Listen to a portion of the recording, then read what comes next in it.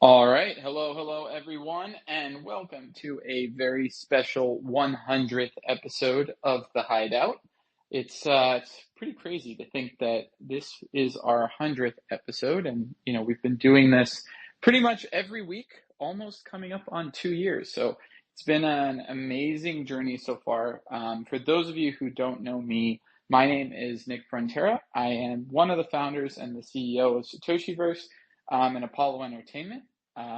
We've been building for about 4 years now, but before we jump in, I do want to take a second to thank the team that's responsible for putting the Hideout together every week. I'm lucky I get to kind of talk to the partners and come on and have fun with you guys. But every week, Danny, Lau, Spencer, and a bunch of others behind the scenes help make this happen. So big thank you to all of you guys for allowing us to keep doing this and for putting in the work behind the scenes every week to have this 100 episode milestone that we've been able to achieve.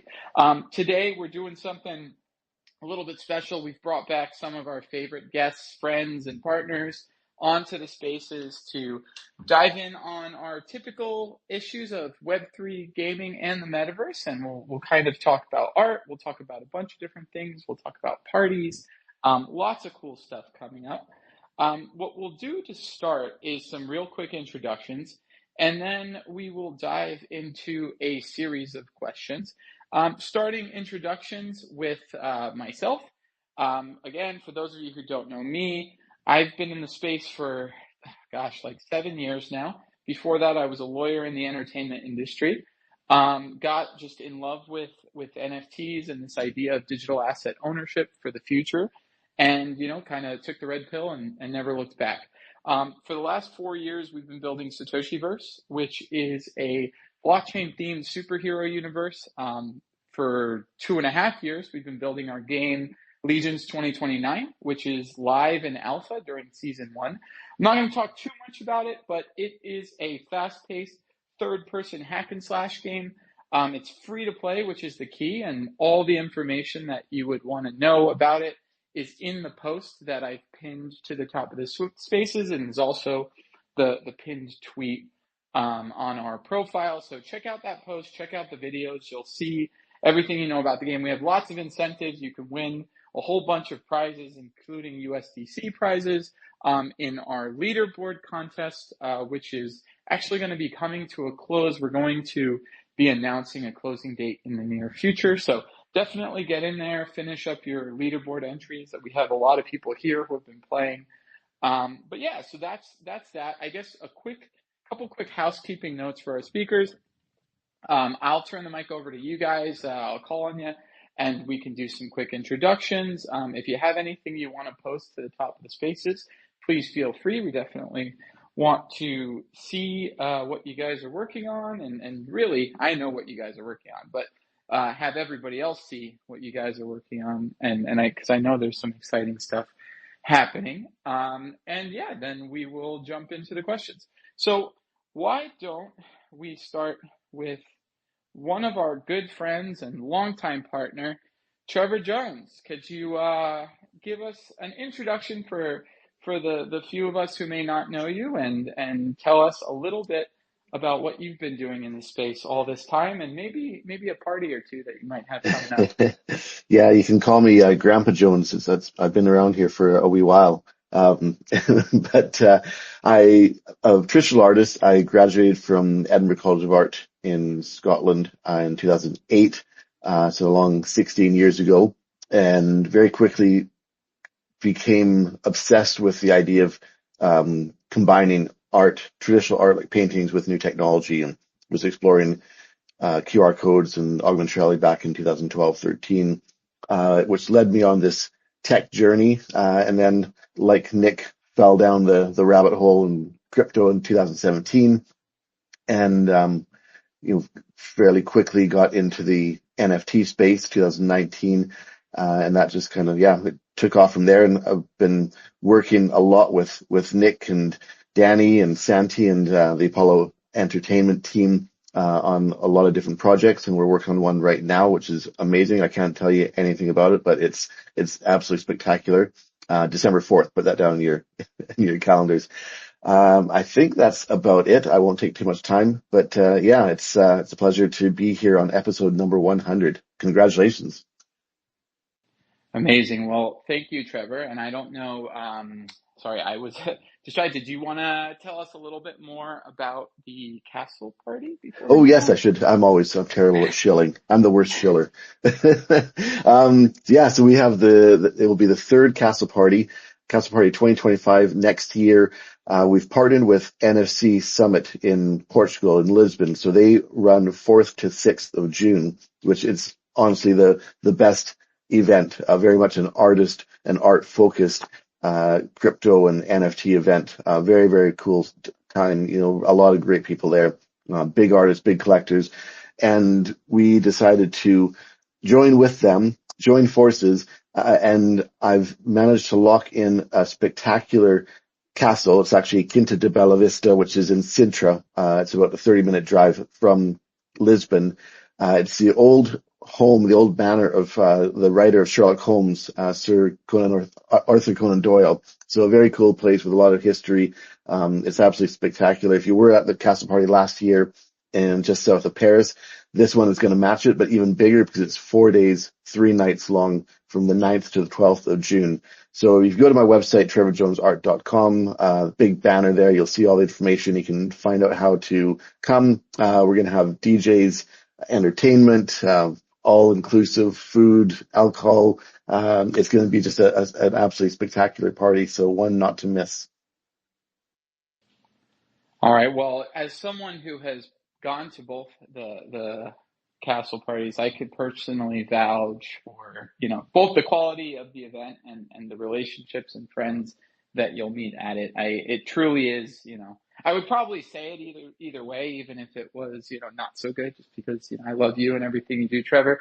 But I will, say that it is one of my favorite events, if not my favorite event in the space, especially ones that have continued, right? There's so many events that have not come back, and we're just bull market events. This is one that has persisted, and it's just one of the most genuine and coolest events in the space. So if you haven't been to a Trevor Jones Castle Party, you're You've missing got to out. come. Make sure you And check it out. you're just saying that because we actually went out and got you a birthday cake at Castle Party in Scotland and sang you happy birthday on the last day. It was a very That is cool true. cake, a very cool Satoshi verse cake. That was a memory I will never forget. That was amazing. Of course, just good people. I think at the end of the day, that's what's kept me going into this space, because there's a lot of bad stuff that happens, but the good people are what keep your eyes pointed the right direction, and keep you going. So definitely excited to have you on, and we'll keep plugging so that we can get through. I know you have to go at the 30-minute mark, so we'll keep plugging on. Let's go over to our friends at Over the Reality. Carmen, welcome back. Hey, it's so great to be back, and congratulations on your 100th episode, Nick and the team. Oh, Thank you, yeah. thank you. Yeah, give us an introduction. Tell us about what you guys are up to. All right. Well, first of all, if you don't know, Over the Reality, we're a spatial web platform, and we're literally digitally layered over the entire world. And basically, Over really wants to augment the physical world with like geolocalized 3D assets by merging it with augmented reality. We're also a DPIN. So DPIN, a decentralized physical infrastructure network, that they call Map to Earn. So we get a community of people to use their mobile phones and download the Over app to literally 3D map certain locations. And the mission of this Map to Earn, or Over's DPIN, is really to have the largest set of detailed 3D maps of the world. And incidentally, we have two of our power mappers, a mapper couple, Brover and Strawberry, out in the audience. But yeah, that's what Over is. We're also having our AR awards. I'll tell you more about that later, but just happy to be here and be with everyone else. Amazing. Well, incredibly great to have you back. And I think, and I know you've been on the spaces several times, so you'll know how much we're excited about AR and everything it's going to bring to the world on the spaces. A little scared too, but mostly going to be good things. All right, let's jump over to Violet. my favorite person on the Spaces right now, longtime friend, someone who always makes me smile and sends me inappropriate Instagram messages of memes that are not safe for work. So, Violet, good to have you. Uh-oh, Violet's a mute today. Okay, that's seldom happens. Very seldom. I'll It's a nice surprise to be. I'm just joking, honey. If you like, I can speak for you. I will definitely be a lot more PC though. That's for sure. What's Well, wrong? we'll come back to Violet. We'll give her a chance to get the mic working and come back. So I know we got a lot of speakers. So Violet, we'll come back to you. Let's go over to comics and crypto. I think we got Sean today. Welcome back to the Spaces, my friend. Thanks, Nick, and congrats on the 100th episode. So awesome. It's been so fun to just listen in on many of the episodes and to be a part of it today. So thanks for bringing me on. Absolutely. Tell us a little bit. I mean, I know the audience that's here a lot generally knows about comics and crypto, but tell us a little bit about what you guys are building. Yeah.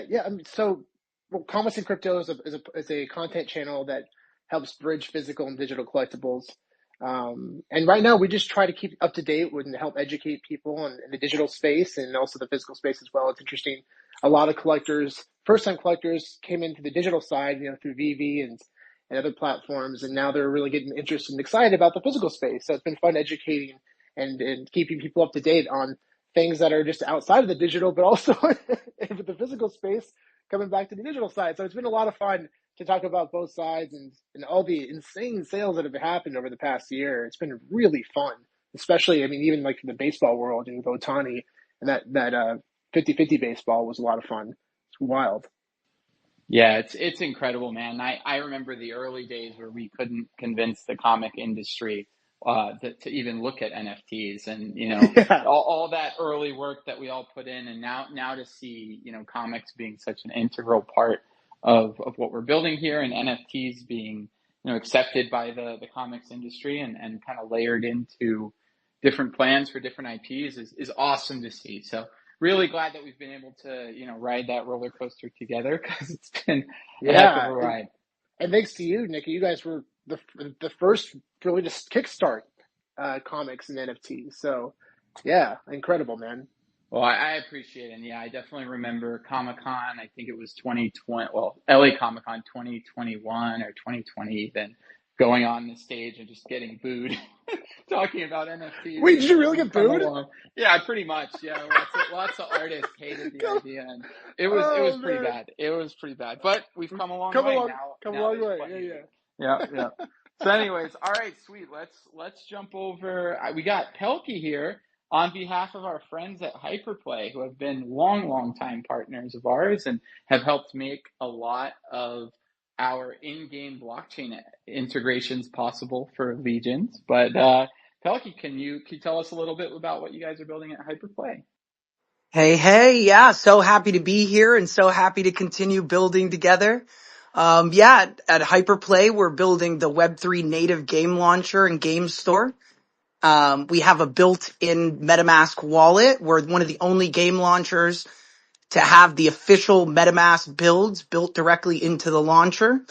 And we're also powered by a decentralized on-chain publishing protocol where anyone, anywhere in the world can publish their game to our store. Amazing. Well, if you are interested in Web3 gaming, definitely check out Hyperplay. They've been doing this for a long time. I can personally vouch for the team. I know that they all have the best interests of the space in mind and have been building, in a way that is built for the long term. So definitely excited about what you guys are doing at Hyperplay and, continuing to partner time and time again. We had a great time in Korea with all of the cool stuff you guys were doing, showcasing different games. So definitely looking forward to a lot more of that. All right, let's jump back to Violet. How's that mic sounding? Oh no, I'm not hearing her. Is anyone else hearing her? No, not hearing her. No, crickets. no. Oh Yeah. boy. Yeah, Violet, maybe try leaving the space and coming back and joining again as a speaker. Sometimes that resets things. Can you hear me now? Yes, we can hear you. Oh, Trevor, it's your headphones that you gifted me. They're not working. Okay. Thank you so much, Nick, for having me. I did that on Congratulations on the purpose. 100th episode. So yeah, I'm guilty of all the inappropriate memes in the morning and especially in DMs on Instagram. I definitely send all the ones that would get me canceled to Nick almost every day. So I'm Violet Jones, and I'm a fine artist, painter. I use the oldest technology in the world to view my art called eyes, and occasionally dabble in augmented reality and VR. And my background was in film, but I got myself through Atelier of Fine Arts, and since then I couldn't put down the brush. And today I'll be presenting a very cool project, giving people opportunity to see that art can be just everywhere. Just, it doesn't have to be on the wall, on canvas. It can be just everywhere. Thank you. I love it, and I can't wait. And that is a perfect segue into Andy, who I think we have on stage from the Metaverse Society. Welcome. Hey, good evening. How are you? Well, it's always great, and now to hear Violet's voice with the microphone working, and I'm happy to join Violet and also Trevor here. We met a few years ago when we 7 founders of Metaverse Society decided out of the love for technology, business, and beer. We decided we wanted to start a Web3 project that will use an NFT to buy a full-blown brewery in Bavaria, and that's what we did. And now we became, I think, the Web3 brewery that supplies all the events and all the people in the space with good Bavarian beer. And this is also related to the project that Violet will present. So I'm happy to be here and support. Amazing. Well, great to have you and great to dive in a little bit further. I've definitely had some Metaverse Society beer at the last castle party, so definitely can vouch for it being good beer. Even though I'm not a beer drinker, I enjoyed it. It was nice on those hot pool days. So, all right, let's jump in. Spencer, you're last but not least on this one. Do the cleanup for me, and then take it away. All right, will do. Thanks, Nick. So my name is Spencer Vogel. I'm the business development. Um, Basically, I do business development for Satoshiverse and Apollo Entertainment. I've been with the team for 3, maybe, I don't know, at least 3 years, somewhere around there. It's been a while, but been having a great time hosting these spaces for now. I've missed a couple of them, but 100 episodes, which is just an incredible achievement just from the entire team. So I know Nick already said that before, but just appreciate everyone on our side who makes this happen every week and allows us to have these amazing conversations. And it's been a pleasure to get to know all of our speakers. I think maybe except for Pelkey and actually and Carmen, I think I've met all of you guys in person. So yeah, really excited for the castle party. The last one was amazing, and I can also vouch for the Meta Brew. And also, I guess last little plug, I'm also co-host of Comics and Crypto with Sean. So I'm also very excited about the collectible space in addition to the gaming space and everything we're going to discuss today. But getting into the housekeeping items. So basically, the first thing I'm going to do is announce the giveaway that we're doing. So I'm going to pin a tweet to the top of the space. So I just pinned a tweet that says, actually, I don't think it pinned. Let me try one more time. There we go. That time it worked. So I just pinned a tweet that says we're live to the top of the space. So in order to win our giveaway today, which is we're actually doing 2 different giveaways today because it's a very special episode. So the first thing that we give away every week, we're giving away 5 Satoshi's crystals, which is one of the main in-game resources within the Satoshiverse and Legions 2029. It's a very important resource that allows you to upgrade your in-game items and avatars. So you definitely want that.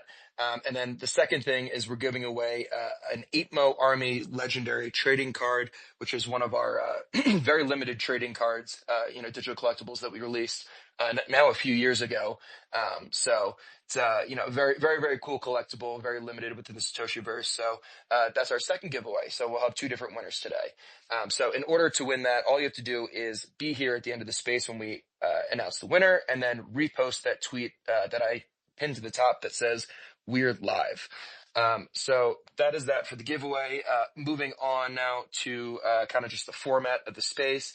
So we're going to start out with a group question. I will call on someone to start, and then feel free to just jump into the discussion from there. No need to raise hands or anything like that.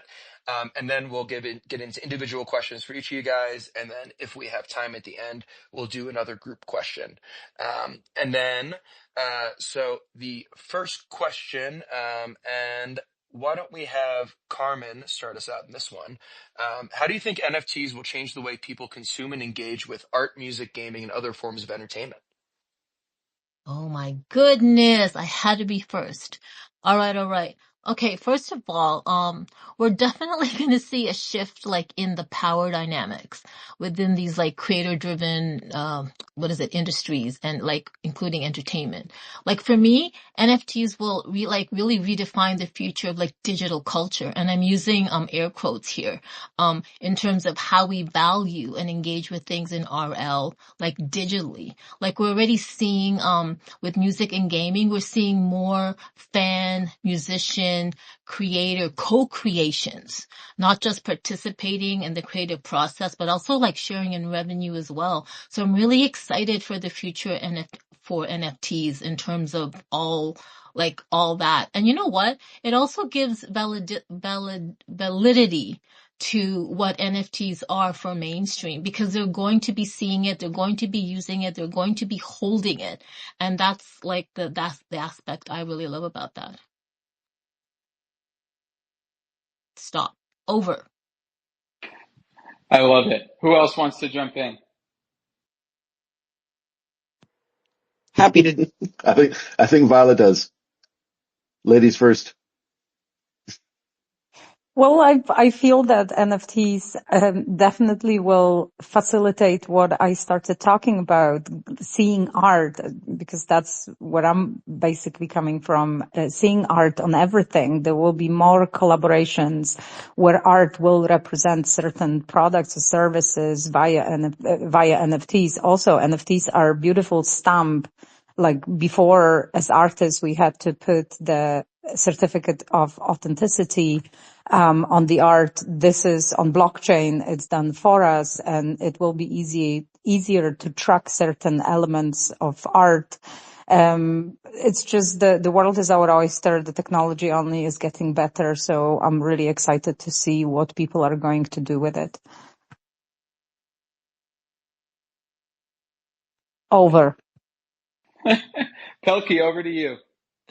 I just can't echo what everyone else had said enough. I think, community ownership is the name of the game, but then even looking at it through the lens of gaming, there's all these amazing primitives. I think like there's not, hot take, but there's not a metaverse, I think, even without NFTs. It's such a fundamental primitive of not only community ownership, but in composability, interoperability, being able to have one, group of individuals come together and create a community and then have that community branch off into other communities and start other projects, and having all of this art and gaming and music and community ownership that is shared between such a diverse subculture and sub communities of people. I think it's just so fundamental to how we're even going to bridge a digital reality with the physical reality that we all live in the metaverse.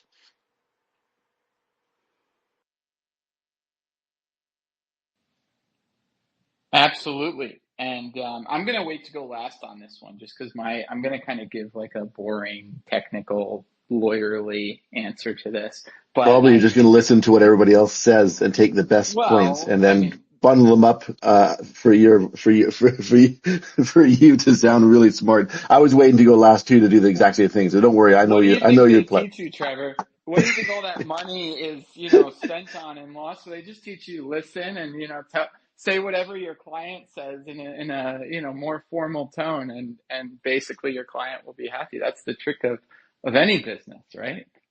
But yeah, no, I will go last. So let's why don't you take a shot, Trevor? Thanks very much for that. Cheers, man. Yeah. Okay. Yeah. I mean, it's an interesting one, and I think, I mean, we've talked about this many different times, and there's been so much information input. I think I'll focus on two things. Two things that I'm really excited about. One is like the bridging of the physical and the digital. As a physical artist now in the digital space, and that problem hasn't really been solved yet. There are some kind of solutions. There's Transient Labs with their trace technology, which is basically an NFC chip. It's not perfect. It doesn't, there's also Tribal, which I've used as an auction house there. I think they probably have the most solid a way of indefinitely connecting the physical and the digital by actually holding the physical in a storage unit, and then locking the NFT once the collector gets the physical. So it's kind of like an old school model, but it does work. So yeah, I'm just kind of looking forward to the future. Who's going to actually solve that problem between the physical and the digital? Who's going to get that solution? I think also AR and VR and mixed reality events. I'm like really looking forward to things like, and this is something I really want to focus on for next year. I'm planning a big exhibition of physical and digital work. And it's going to be very much an immersive experience, very much mixed reality. The technology is moving so fast. Probably by what I'm thinking about doing right now will completely be different in 8 months or 10 months time from now. But having the NFT element to it, whether it's minting their experience there, which I know has been done, but I mean there's going to be just so many really cool opportunities to mix all of this together as an immersive experience with all these new technology and mixed reality headsets and this kind of thing. So that's what I'm looking forward to, and hopefully in a year from now we'll be having another conversation about what's actually been taking place, because I think a lot's going to happen over the next 12 months. 100%. Couldn't agree more. I actually, Andy, I really want to hear your perspective on this, because you have a very unique business that you're building that ties, Web3, and you kind of gave it in the introduction. But how do you think that sort of journey that you guys have had evolves, and how integral have NFTs and Web3 been to something that, is conventionally a Web2, traditional business, running a brewery and leveraging a community, but you guys have made it uniquely Web3. Absolutely. And I also can bring my perspective as a developer into this. And also a brewery is not even Web2. It's basically very, very traditional. And what I find interesting here to apply this very, very modern technology onto such a business is that it really allows the consumer, the people that want the product of a brewery, to really influence and steer the production of this brewery, influence what type of beers we're doing, how much we're doing of it, what type of beer we're canning first, or what type of events we're gonna do is tightly controlled, or not controlled, but influenced by the community that is obviously based on the Genesis NFT that we gave out, that grants the people that got one of these rare Genesis NFTs, it grants them a free beer for life. So they have a strong connection to the brewery now, because they want this business to flourish and to get this beer. So they give us a lot of input and feedback. And also they make decisions by applying their claim rights and applying what the NFT allows them to do. They also give the NFT to a friend or gift it to someone, or have the ability to trade it, which is very novel and very new. So all of these aspects, I think that it's also possible to do these things very easily and without a lot of complications. Just by clicking a few buttons, you can transfer an NFT to someone else. if you agree with them, why this trade is happening. And all of these aspects are very new to business and also to this very old business of a brewery. And we did many things with NFTs. I said the genesis, and we also gave out real company participation tokens with a company called Tokenize IT, which was very interesting move. So we explored so many new things that all of them made a lot of sense for us and gave us new perspectives and new possibilities to run such a business. So also as a 20 plus years entrepreneur, I'm very excited about the opportunities of this technology and what it can do for both sides of the deal in business, but also for the consumer. So and now that the market is waking up again and everything seems to be going up, I'm pretty excited. Yeah. Trevor, you raised your hand. I was actually going to just respond to that. I'm not sure. Is there anyone else who needs to speak? I didn't want to jump in. Go for it, Trevor.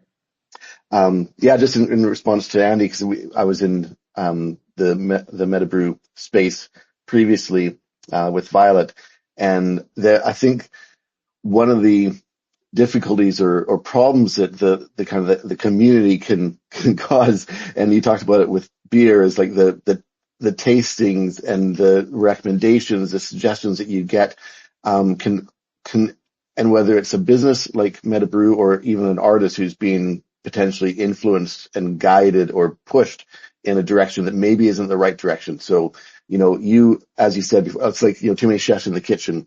Eventually you have to kind of say, okay, it's important to get this information, this feedback, which is great. But at the end of the day, the ship is being, or the brewing is being done by you and your team. So I think that's one thing that this community, and having NFT involvement can bring about. There's a lot of positives, but there's also potentially some setbacks or negatives, with regards to, especially as an artist who has a creative vision. And if the artist being pressured either by collectors, which has happened to, I think, probably a lot of the artists in the space, including myself, or whatever, that it can take you off track. So just something to be aware of, that, community is absolutely essential, but how to provide for the community, how to make sure the community feels, fully involved. But as long as you're, as an individual or as a business, able to kind of stay on the track and the vision that you have in place. Absolutely true. And I agree with you. There is a lot of discussion going on, but in the end of these long discussions that the community also enjoys to do, the token, the NFT, gives them the opportunity, but also the right, and they must put their token where their mouth is. And this gives us the business signal that's really strong, to do something where a lot of tokens voted for or committed to. And this is really what I like about the technology, that these things can come to a clear signal in the end. And this is different to the Web2 discussion forums that we had and all kinds of things. So that's the difference in my perspective.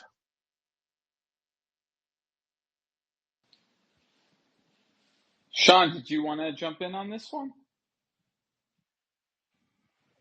Yeah, I mean, I'm actually sitting here right now with my McCafe Doodles coffee cup, and it's really exciting to see just the evolution of the NFT space and the digital collectible space, and seeing how artists have been able to have more control over their art, and just being able to get themselves out there, but also seeing massive collaborations start to build with big corporations as well, which I think is great.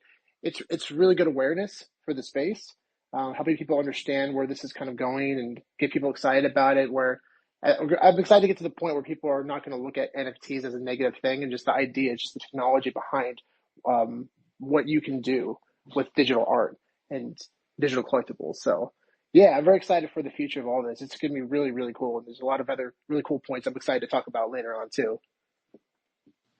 Absolutely. And I think we managed to cover everything I was going to say. I guess in a way, I think kind of bringing it back to the question of how are NFTs going to change the way people consume and engage with art, music, gaming, and other forms of entertainment? I think that, and maybe this is a hot take, but I think we are moving past at least the first cycle of NFTs as a thing, where NFTs were this new thing that no one knew what it was, and they were exciting just because they were different and because they were new and because they were something that people could make some money off of, or that they could tell their friends about, or access to a niche that allowed you to be different. I believe that NFTs, and I guess what also excited me about NFTs back when I got involved and they weren't really a thing, is that NFTs at their core, like Sean just said, are a technology layer. They are a solution to a problem, right? They offer a certain sense of tangibility to digital assets. And that tangibility, right, that authenticity, that non-duplicativeness, that ability to authenticate, all those things kind of go into the things that allow physical products to exist, right? If you talk about anything in the physical space, whether it's collectibles, art, toys, whatever it might be, clothing, right? Part of the reason it's valuable is because it's tangible, and because it's tangible, there are rights associated with it. From my perspective, we're going to move out of the NFTs as a thing phase, and we're going to move into the NFTs as a technology phase. And so, what that means to me is that the question is, how is digital going to continue to increase our lives? And will there be times or instances where we want our digital assets to be tangible, right? Where we want those rights over our digital assets. And I think that the answer is going to be yes, whether that's items in games or digital art or ownership of different entertainment, movies or music, whatever it is. If there's a reason to own it, if there's a reason to make it tangible, if there's a reason why being able to authenticate the fact that it's yours is important, NFTs are going to open up that use case. What I'm not sure we're going to see is, 10K PFP collections hitting 30, 40, 50 grand. And I honestly think that the industry will be better for it. I think what we're going to see is a revolution where, McDonald's is putting NFTs in their Happy Meals, and they're not calling them NFTs. They're saying, yeah, get the digital companion to your, Happy Meal toy, or like what Pudgy Penguin's doing with their stuff in Walmart, or I think at the end of the day, all this stuff is going to get back-ended. And I think the question we're going to be saying is, what can we as digital creators do? How do we push the limits of digital creativity? And I think NFTs are going to create the economic layer behind that, which is why they're fundamental. Like Pelkey was saying, that it's primitive, right? It's stage one. You need to have a way to monetize it. You need to have a way to support the continued development of it, and that's what NFTs do. But I am so bullish on the digital space, and I think NFTs are fundamental to the growth of the digital space. So, I guess that's how I see things moving forward. I think that's everyone. Unless someone wants to respond, we can jump back to Spencer to take us into the individual questions. Awesome. I will take us into the individual questions then. So first one is going to go to Trevor. So working in Web3, most of our social interactions, very much like this current one, tend to be online. So how do you think in-person events like your castle party can foster community in ways that can't be achieved in our digital lives? It's night and day. And we've talked about this a lot, and not just Castle Party, but going to events in general. I didn't go to Marfa, but I got the FOMO. I saw it, everybody posting. It's like, oh, that looks amazing. What you get at an IRL event is that real, authentic human connection. It's something, you can build great relationships online, and and become very good close friends with somebody without ever having to meet them, which is very cool. But there's something about actually meeting somebody in real life and shaking their hand or giving them a hug, having a drink with them. That's that body language, those little kind of, the humor hits differently. You really kind of connect with somebody on such a deep fundamental level that you just can't get yet anyway in the digital world. Another thing is that it's these shared memories. When you go to an event, especially something like the castle party, and you're spending 3 or 4 days in a one area with a small group of intimate people, um, you have lifetime memories. You will go and you will remember those times. That time you're in an hour south of Paris at Chateau de Valerie at the castle party, dancing away by the pool to the DJ, or whatever happened in the towel room. We won't get into that, but there's going to be lifelong memories that you build with this group of people, and a lot of these people you will have lifelong friendships with, which is amazing. And also what comes out of that is the enhanced collaborations that you can potentially, so a lot of the people that the good ones with Andy and Metabrew, when we met in real life and we took a tour, and then, we really bonded and over beer, which is a great way to bond. And now, they've supplied our last castle party, with the most amazing beers and the bubbles. Now Violet's working with them. So really phenomenal, fantastic, strong business relationships can come out of these IRL events. You really struggle to get just by shilling your shit online all the time. So yeah, of course there's also the trust too. When you meet somebody in real life, and, Nick and Danny, we did like a 5-day road trip with you guys from Miami to Texas. And, your driving scared the heck out of me. I'm just kidding. You were a great driver, but, we love you guys so much, and the trust we have in you as individuals, as people, is just something that we would never have received or kind of established if we'd only ever talked online. So yeah, it's I can go on and on and on about this, but there's just so many benefits to actually meeting in real life. Yeah, we'll see what happens next 10 to 20 years when we're all in the metaverse, but right now IRL is where it's at. Yeah, I personally could not agree more. Just from going to your event and all the crypto conferences, but especially like with Comics and Crypto, Sean and I, we go to the big Comic Con events every year. So we're always at New York and in San Diego. And it's just, getting to engage with our community in the physical space makes such a huge difference in just building, personal relationships, and, taking things beyond, just, chatting online and kind of just shooting the shit. But I feel like especially in the collecting space, like it's cool to own things, but like having the community to like own them and share them with is kind of what makes it so exciting. So yeah, it's I think the physical space for these events is hugely important. So we're going to move on to the next individual question here, which is going to go to Pelkey at Hyperplay. So how do you see Web3 gaming launchers differentiating themselves from traditional gaming launchers like Steam or Epic Games?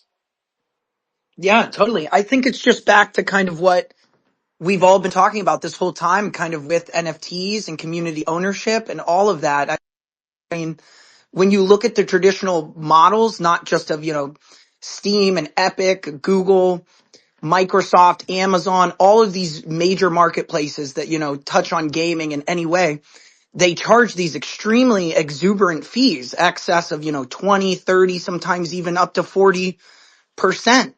And especially for a new team and a new community and a new game developer team kind of getting started, these kinds of fees just stifle innovation and stifle people even being able to get their stuff out there when they're paying hundreds of dollars just to list, and then right away, they're taking 30-40% of your bottom line. The way that we really differentiate ourselves is that everything is completely decentralized, from the protocol underneath the game launcher to the game store. We actually even go as far as to sponsor your transactions and sponsor you to be able to publish on this open, decentralized publishing protocol where, you know, no one can stop you from getting your game out there and putting your content out there and being competitive in these marketplaces. I could talk all day about this though.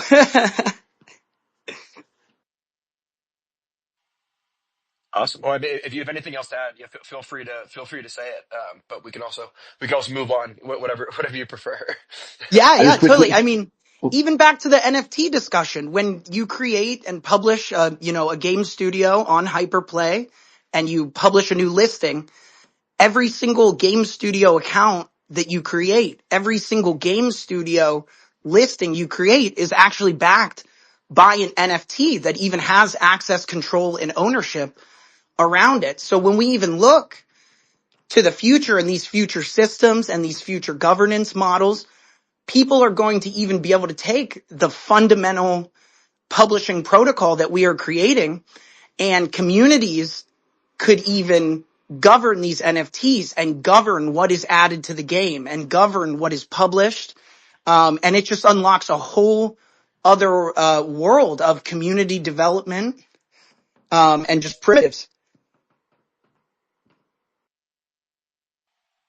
Awesome. Really appreciate your response on that one. And, we're huge fans of everything you're building. So thanks for giving us a rundown of, kind of what you guys are doing. So next individual question, we're going to go to, I guess we'll have Violet and Andy kind of, co-answer this one. So you guys can both jump in here.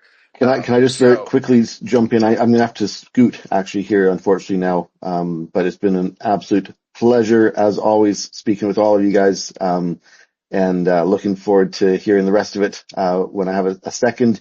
Just wanted to, yeah, I see shout out to Old White Dragon, David Oxley. Yet there's a bunch of Santia, you're the best man, Richard Massa, Claudio's down there. I could keep on going, Martin. But yeah, I'm gonna have to run. But very quickly, another Bitcoin all-time high just now. So yeah, it's this is it. I'm looking forward to seeing what happens over the yes. It's been amazing, and Doge is doing well as too. So unfortunately, I didn't get any peanut.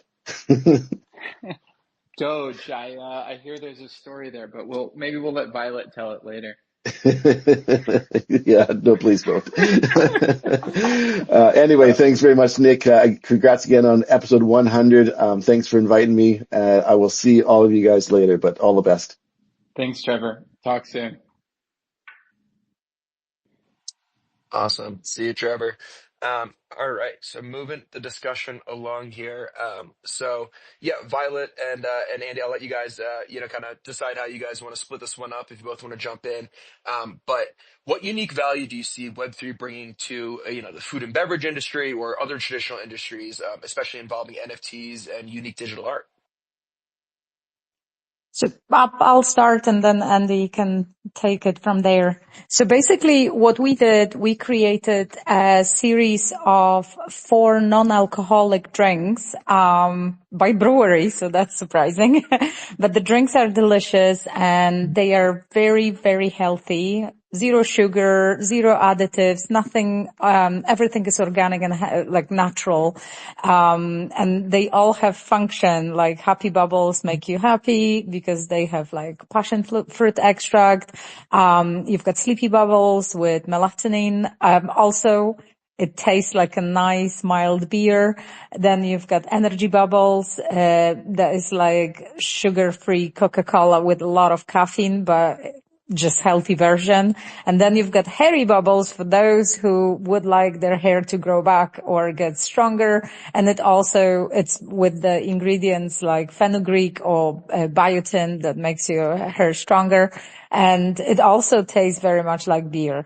So for me, that's the utility and the unique thing, because you will not find drinks like that in shops. Hopefully, soon you will be if we are successful. But also what's unique about that, you also get a digital artwork with the flight of cans that you can claim, or You can keep the artwork and, for example, give the cans to somebody else, or you can resell the token you purchase altogether. So there are opportunities here that you wouldn't have, like, for example, in beverage industry, if you go to the shop, like you wouldn't buy a 6-pack of beer and then stand in front of the shop and say, "Ooh, anybody wants beer?" So it's a little bit different mechanism here and a little bit more opportunities in this sense.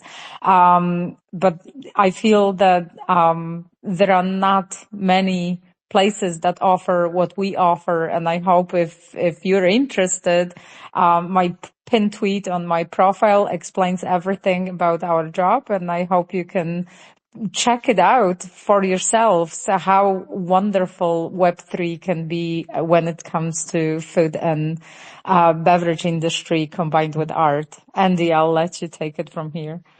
Absolutely, and I'm excited.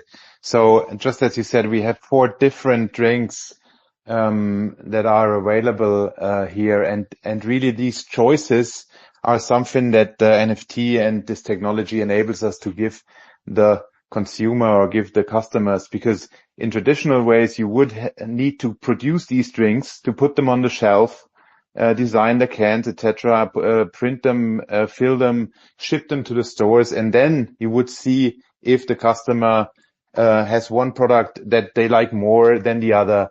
In the way we do it now, we will on the 1st of December launch these 4 choices of NFTs with the beautiful artwork from Violet, and people will have the choice at this moment and can very easily make this choice by minting one of these NFTs or more of them if they want to. And in this day, we will get a strong signal if they favor one of these drinks more than the others. And this helps us to produce more of this product, get more of this product ready, or develop these niche or this type of product more than the others. So that's a unique opportunity that we get through NFTs to really get a strong signal from the people that desire these drinks, what type of innovative drink they want first and most. And this helps us with the business, obviously.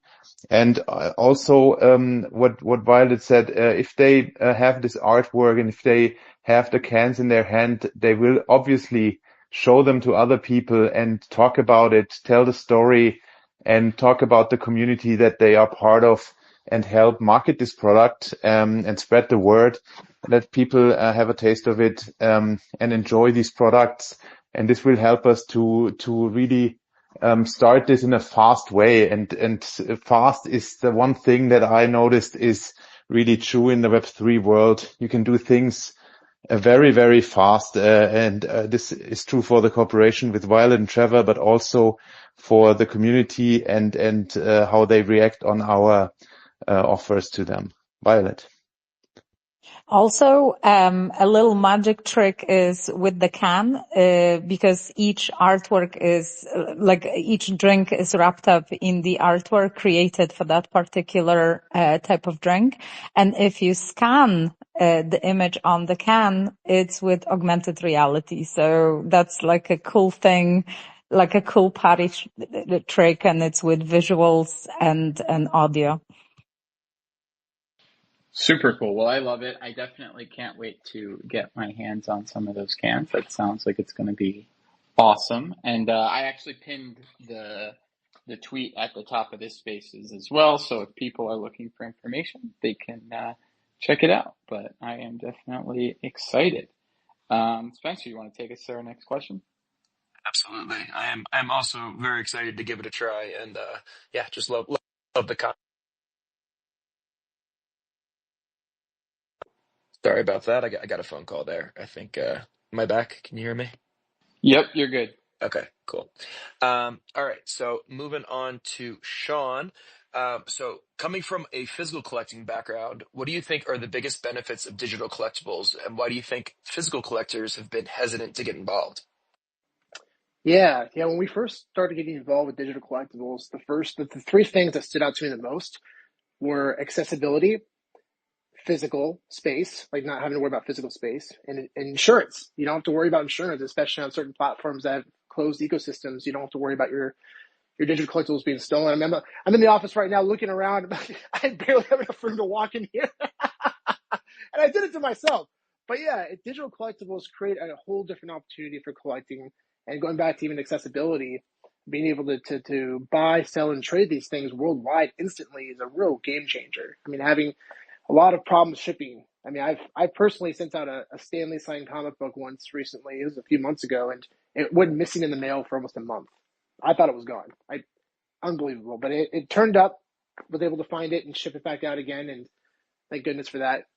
But it's a real problem. It's a real problem. So digital collectibles really, they help solve that barrier to entry for a lot of people worldwide, and then recently as in the last couple of years, I've come to realize that digital collectibles also create more opportunities, such as renting and gamification.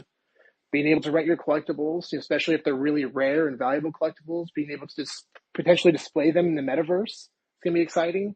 And even in real life with AR technology. Gamification especially is going to be fun. Seeing games, being able to have certain collectibles that you can use to, play and earn, potentially style gaming. That's going to be really fun. There's a lot of rumors right now that Grand Theft Auto 6 could potentially have this kind of stuff, which is really exciting. Digitals has been really fun to see in real life over the past year, especially year and a half.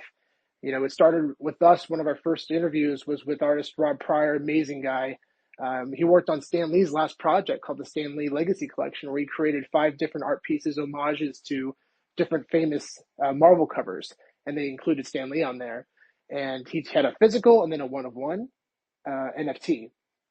And then Pudgy Penguin, seeing them in Walmart and Target, seeing VV partner with Funko and Figpen, which actually at New York Comic Con recently we were able to go and see, witness the Figpen madness. This company started, I think, 7 years ago, and it's unreal, these collectors, how passionate they are about fig pins. And it's been fun to see a lot of fig pin collectors who've never even heard of digital collectibles are now onboarded because once they bought the physical fig pin, they got a free digital.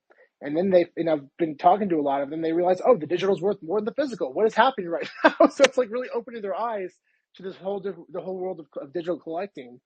But to go to your second question, why do I think that physical collectors have been hesitant to get involved? I think it really comes down to people have been collecting physical items for 3,000 years, and people have been collecting digital items for 5 to 10 years. I think that's really what it comes down to. The technology still really isn't quite there yet. I mean, even on seeing really cool, innovative platforms, seeing your digital collectibles in AR is awesome, but it's through the iPhone. But once that technology catches up, I think it's really going to turn a lot of heads and help people understand, oh, I can display and have this art permanently on my walls and enjoy it. And I can just filter it out and change it up. And, I actually just recently had a chance to try the Apple Vision Pro, and it is a great start. It's definitely got a lot of problems, but it is a fantastic start to seeing where this is all going.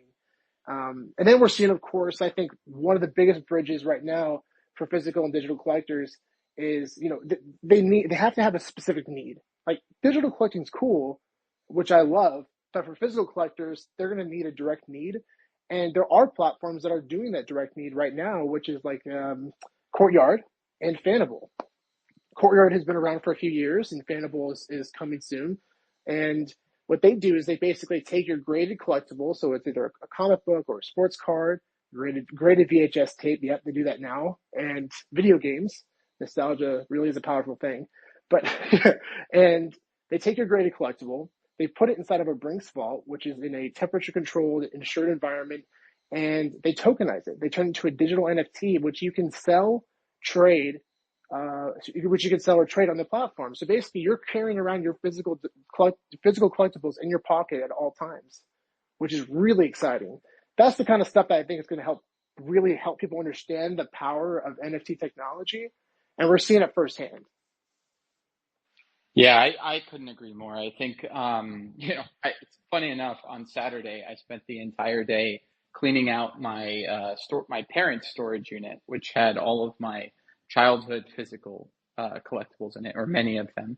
It wasn't temperature controlled, and unfortunately, things were not stored as they should have. And so a lot of my early physical collectibles were ruined. But I think we are already seeing a new era where kids are collecting digitally. I mean, just look at Fortnite skins and Roblox and the amount of money that is spent on that instead of Pokemon cards or the physical stuff we were collecting back then. And I think that as those markets become more decentralized and ways of actually owning things, it's going to just escalate even more as parents see, wow, this isn't just wasting money on a game, but potentially we can tap into their sense of collectorship.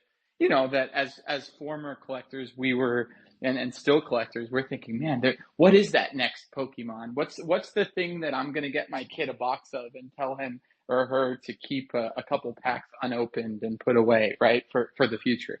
And it's something we have to look forward to, and I think it's gonna happen for sure. And yeah, I mean, I also kind of to your point, like quickly about Courtyard and the idea of vaulting authenticated digital collectibles.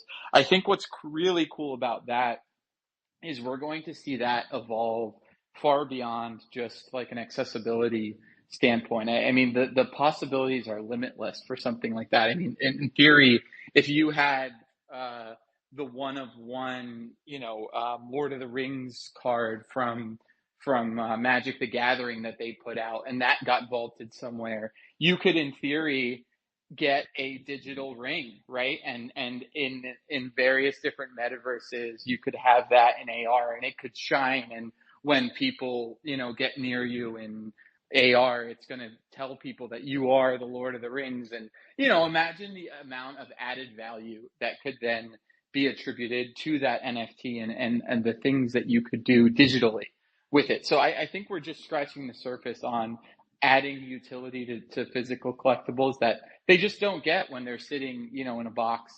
on your counter or even on your wall. I mean, I love having Zoom meetings with you and seeing all your cool collectibles on your wall, but that's really the only time people get to see it, right? So, I think that we're going into that new era. And sorry, I'm rambling, and I know we're over time. So let me kick it back to Spencer for the next individual question. Cool. Yeah. And apologize everyone for going over time, but we just got one more individual question and then we will choose the winner of our giveaway and close out. So Carmen, final question for you. How do you see AR evolving in the next decade and what role will it play in the development of the metaverse? Whoa. That's a really great question.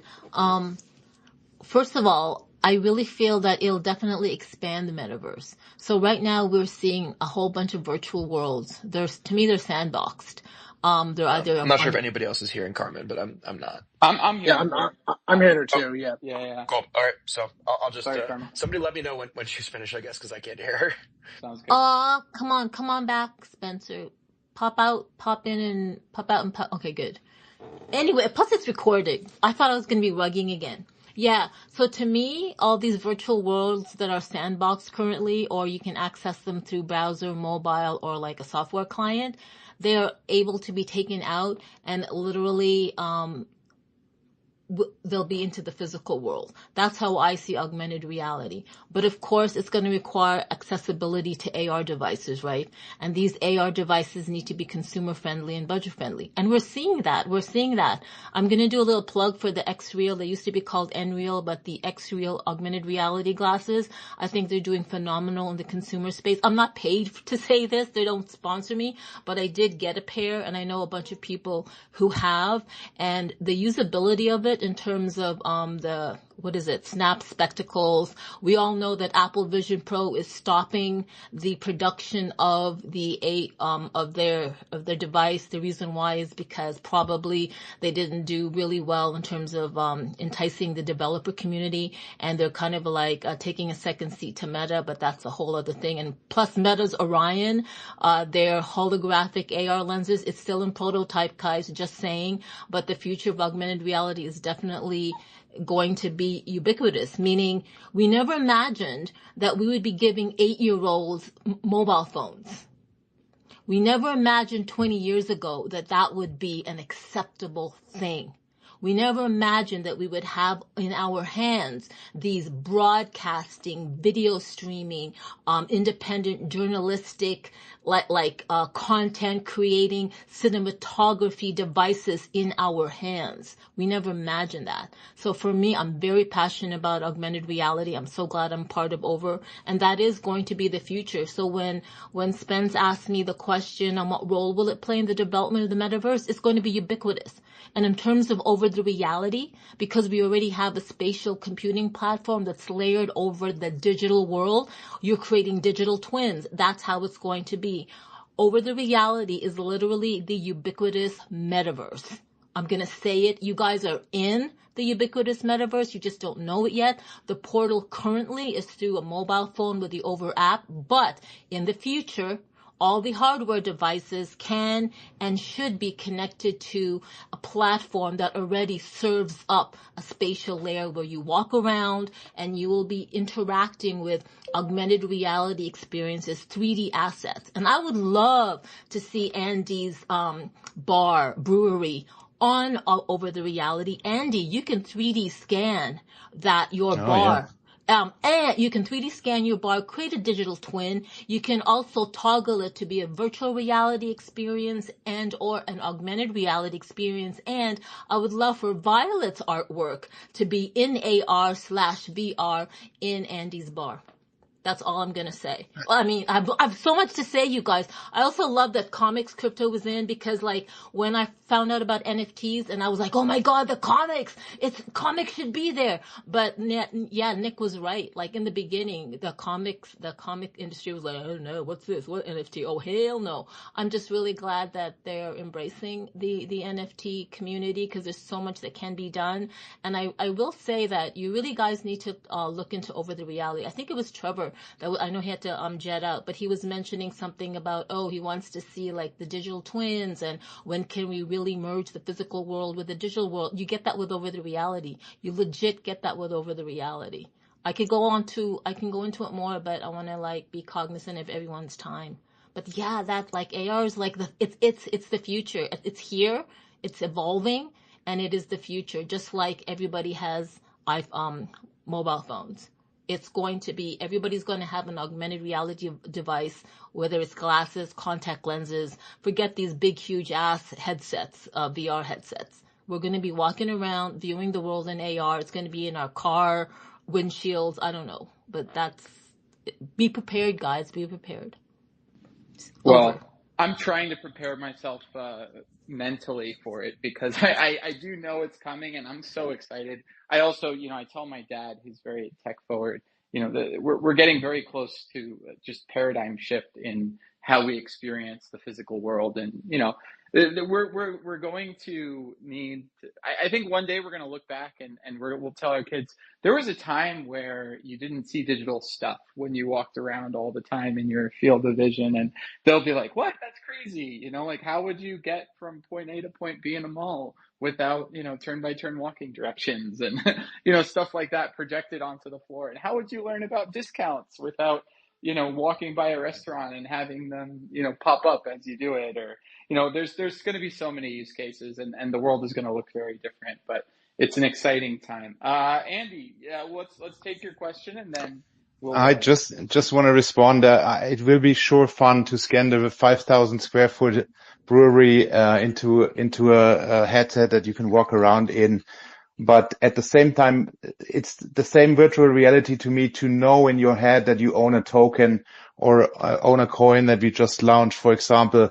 This is also part of a virtual reality that in the blockchain you own something and you have something that connects you to something in the physical world, maybe far away from you.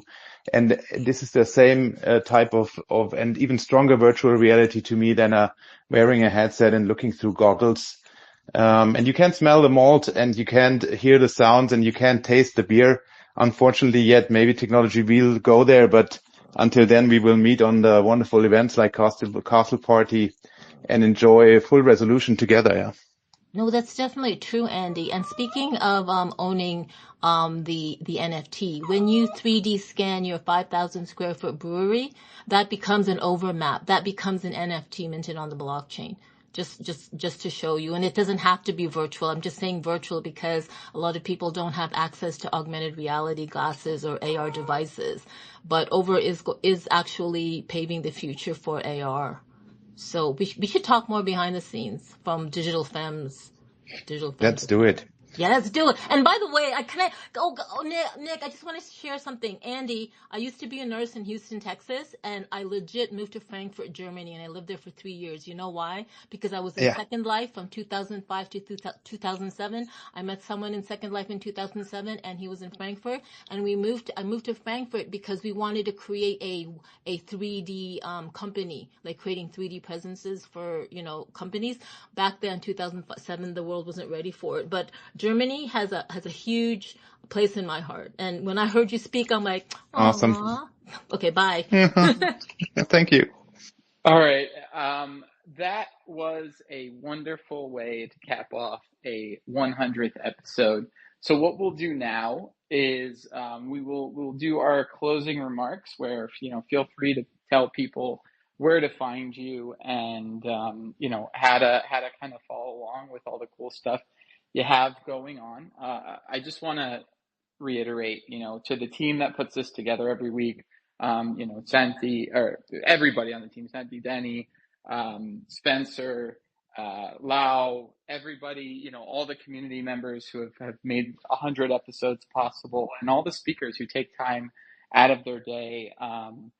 It's an honor to be able to do this every week. We this isn't something that we make money off of or it's sponsored. So it's a really great way of keeping that compass pointed in the right direction. So thank you all. We're going to keep doing this for as long as we can and as long as people keep showing up. So follow, retweet, do the stuff. Let people know if you enjoyed the content. We'll keep creating it while we keep pushing the other stuff forward as well. I guess the quick plug is check out the tweet that I pinned to the top of the spaces on Satoshiverse and our Legions 2029 game. Free to play, lots of prizes, really cool blockchain integration for those of you who enjoy blockchain gaming. Check it out. And I have one more quick thing that I almost forgot to plug, and then I would have gotten yelled at by the marketing team. So I'm posting it now. Every couple weeks, we've been having a Fortnite event in our spaces. We built a really cool Fortnite experience, which is like our own custom outskirts build in Fortnite. And you're able to get in there and play, and it's competitive.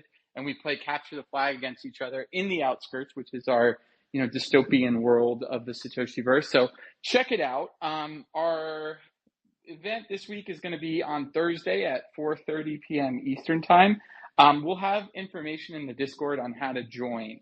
But that's just, a fun event. We definitely want to see people show up, whether you're currently part of the Satoshiverse, whether you own our NFTs, whatever. We welcome people coming in. Fortnite's free to play, free to download. So just leave a little time beforehand, get it all downloaded, and then join us in our Discord, and we'll give all the instructions on how to jump into the game, because Fortnite makes you jump through a couple hoops to make it into the creator builds. But yeah, so super excited to keep doing this. I guess what we'll do is, since there's a lot of speakers, I'll call on you guys to sign off, and then we can we'll wrap it up. Why don't we start with comics and crypto, and then we'll go to Violet and Andy, then to Pelkey at Hyperplay, and then we'll sign off with Over the Reality, and then I'll wrap it up. Sound good?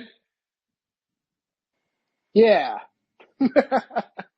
Yeah, I'm really excited to be here. It was really fun to hear from everyone today, and I'm just really excited about the future of the collectible space in general, especially the digital side too, which I feel like people are really who are in it already are really kind of overlooking the massive potential that this space has. And it's been really exciting over the past couple of years just to help kind of bridge it together and get involved and help people understand both sides. So I just see that relationship continuing to flourish, and I'm excited for the future. Okay, thank you so much for having us. Congratulations on your 100th episode again, and thank you so much for including us. I'm also very excited about the future. And the future starts on the 1st of December. If you want to, try our Bubblicious drinks, please, try it out. It's $77 for 20 cans and an artwork. So it's really affordable. And yeah, I'm just looking forward to seeing you all at the castle party next year. Thank you so much. Yeah, awesome space. Please join us on thebubblescompany.com for the joint venture with Violet and the Bubbles, and come to metaversesociety.com. Also check out our new coin. CoinBV is the Twitter handle. And awesome space. Great to be here on the 100th episode. My congratulations to this endurance, and thank you for having me.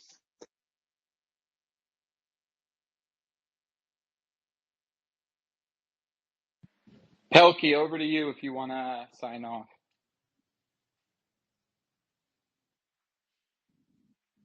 It's showing that he's connecting, so maybe something's wrong with the It's connection. possible. Well, actually, while we have you guys, I forgot to do something. I messed up. I didn't give Spencer a chance to announce the very important winners of our giveaway. So why don't we kick it back to Spencer to announce the winners, and we'll get Pelkey back up here. Sure. So the winner of the legendary Satoshi trading card is going to be the Dogecoin family at Dogecoin family, or family Dogecoin rather. Congratulations. Send us a DM on the Satoshiverse account with your Ethereum address, and we'll be able to give that to you. And then the winner of the 5 Satoshi's crystals is Trappy02, or at Pitta_Vada. Congratulations, Trappy. In order to claim your 5 Satoshi's crystals, please just make a free account at game.legions2029.com and then send us a DM on the Satoshiverse account with your username, and we'll drop those into your account. Congratulations to the winners, and I'll pass it back to you guys. Amazing. Pelkey, do we have you back? I think I'm back. All Sorry right. about that. Had some connection issues.